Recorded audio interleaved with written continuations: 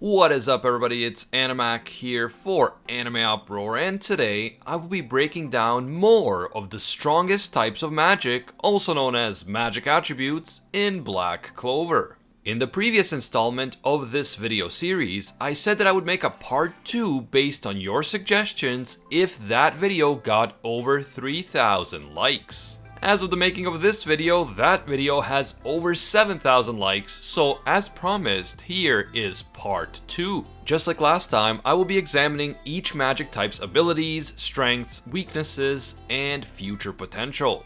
To be clear, this is not an exhaustive list or a countdown. This is a detailed analysis of what I believe to be some of the strongest and most overpowered magic types in Black Clover. If you end up enjoying this video and you want to see me make a part 3, just leave a like, subscribe, and give me your suggestions for which magic types to cover in the next video down in the comments below. If we can get over 4,000 likes on this video, part 3 will be made. You can also give me your suggestions on Twitter and Instagram at Anime Uproar.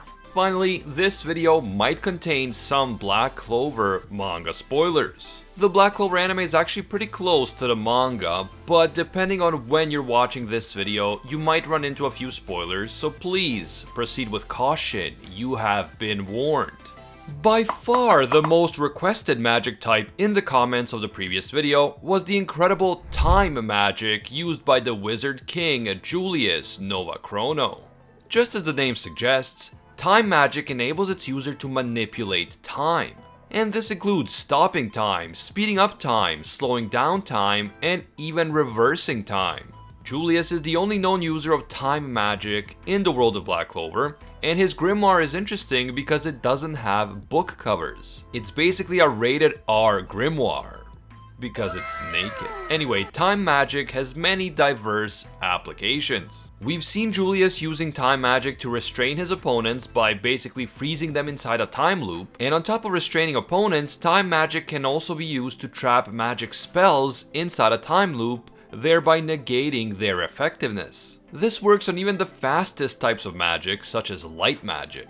In the past, we've also seen Julius healing himself by reversing his own time. Essentially, Julius has the ability to rewind time in order to heal his injuries, much like Ares' quirk Rewind was able to do for Deku in Boku no Hero. During his fight against Patri, Julius' time magic is showcased in great detail.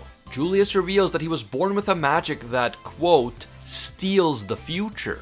But his ultimate goal is to create a new future without discrimination. According to Julius, time magic allows him to essentially steal the time of others and store it away so that he can use it at a later date. During the Patri fight, we saw some truly impressive techniques from Julius. For example, we saw that he can combine Mana Zone with the acceleration of time in order to read the future flow of mana. This allows him to gain very short glimpses into the future, a technique that is incredibly useful in any type of battle. Just imagine being in a fight and being able to tell what your opponent will do before he even does it.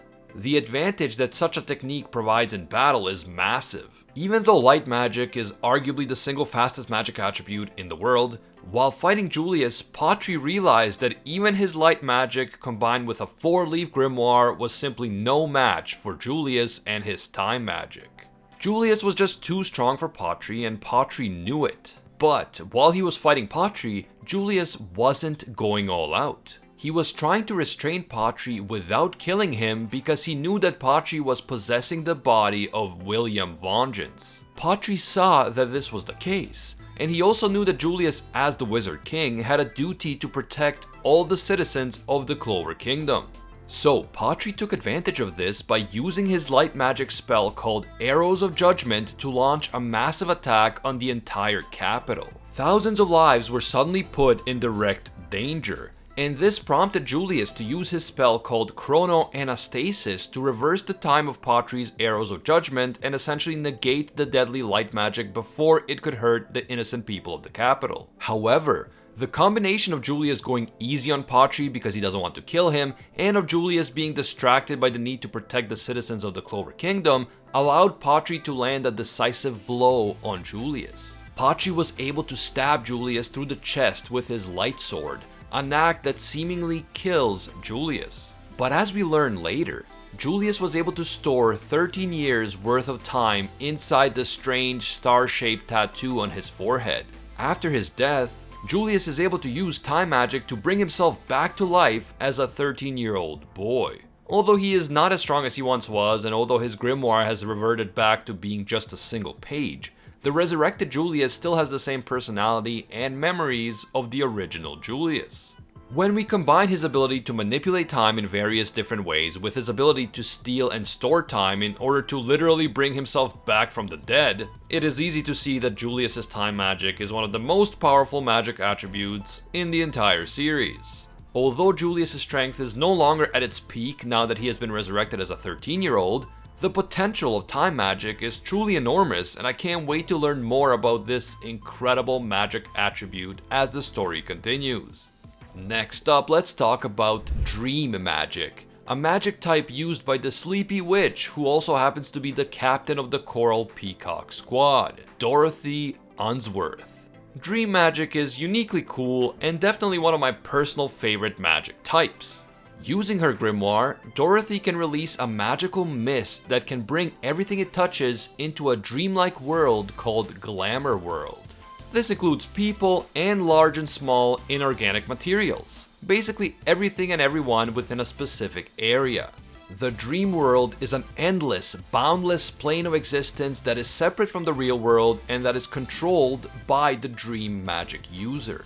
Inside the dream world, the user can create literally anything that she imagines. She can use any magic type, and she possesses virtually unlimited amounts of magic. In some ways, the dream magic spell Glamour World gives its user godlike powers over anyone who happens to be trapped inside that world with her. Other mages who are trapped inside this world are still able to use their own magic, but that's a small consolation when you consider the godlike powers and abilities that Dorothy possesses, including the ability to literally just imagine into existence anything and everything that she wishes. On top of all of that, those who are trapped inside the dreamlike Glamour World will become drowsier and drowsier the longer they stay trapped inside.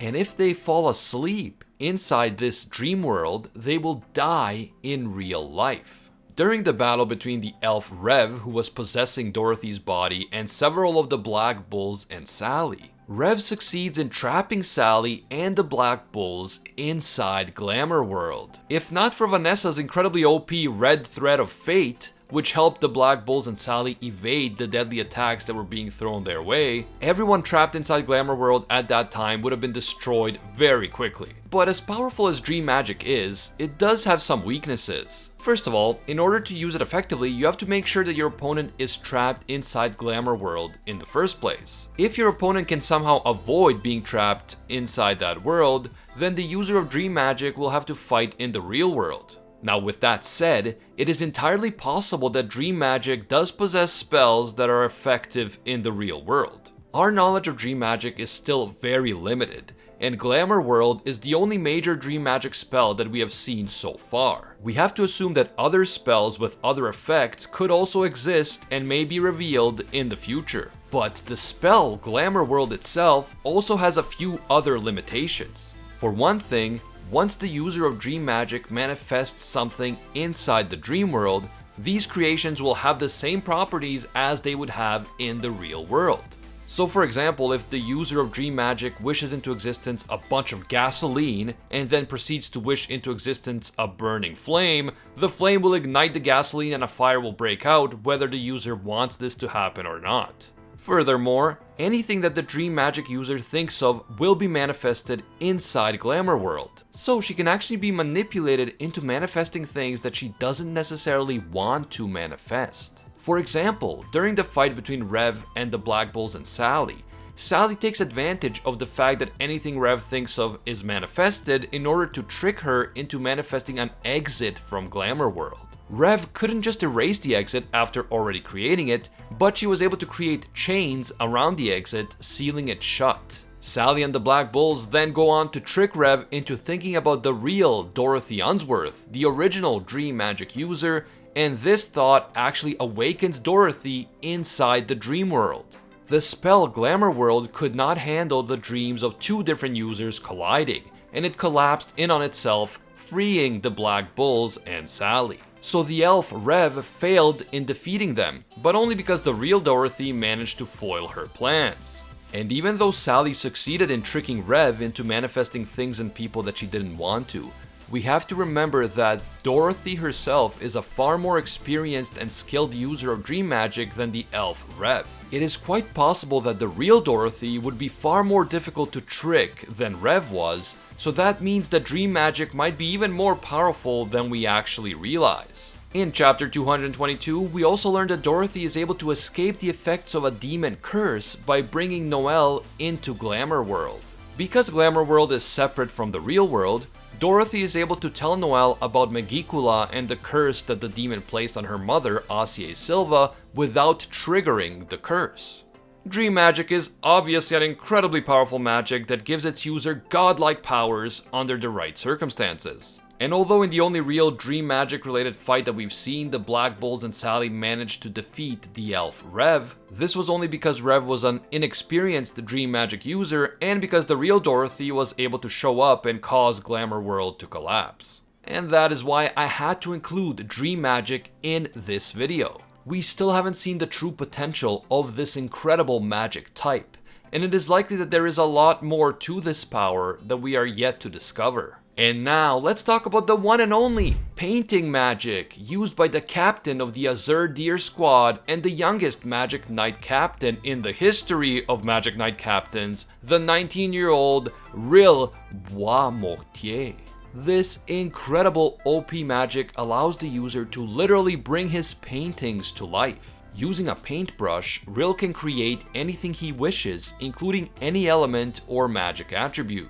For example, the spell Painting Magic de Tempête of Fire and Ice allows Ril to create two whirlwinds, one made up of fire and the other made up of water. So it's as if Ril is able to use both fire magic and water magic at the same time, when in reality he was just able to paint them both into existence using painting magic.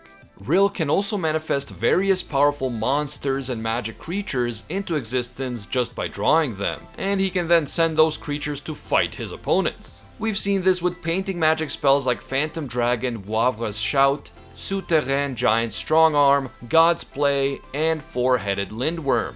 Ril can also trap his opponents inside his paintings, as he does to Gueldre Poiseau with the spell Painting Magic Spring of Restriction. Painting magic spells can also be extremely powerful when used in combination with other magic attributes to form compound magic spells. A powerful example of this was Compound Magic Elemental Quintet, a combo spell used by 5 elves, including Lyra, the elf who had possessed Ril. Much like dream magic allows its user to manifest anything that she can imagine inside the dream world just by thinking it, painting magic allows its user to manifest anything that he can imagine in the real world just by painting it.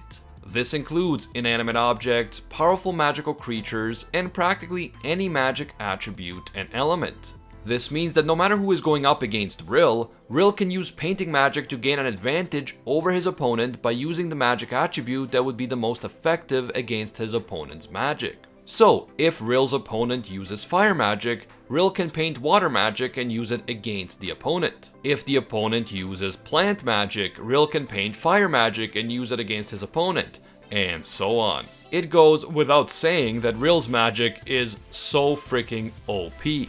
And so far, the only real disadvantages of painting magic that we've seen are related to not being able to control the immense power that this magic produces. On multiple occasions, Ril lost track of his own power and created spells that were too difficult to control, which demonstrates just how powerful painting magic truly is. And we can assume that as the young Ril perfects his use of painting magic, he will become even stronger in the future. Painting magic has an advantage over dream magic because it can be used in the real world. While both magic types give its user incredible godlike powers of creation, the user of dream magic has to trap her opponents inside of Glamour World first, while Ril can just use his magic in the real world. With that said, if Ril does end up trapped inside Glamour World, the dream magic user has the advantage because dream magic is faster than painting magic.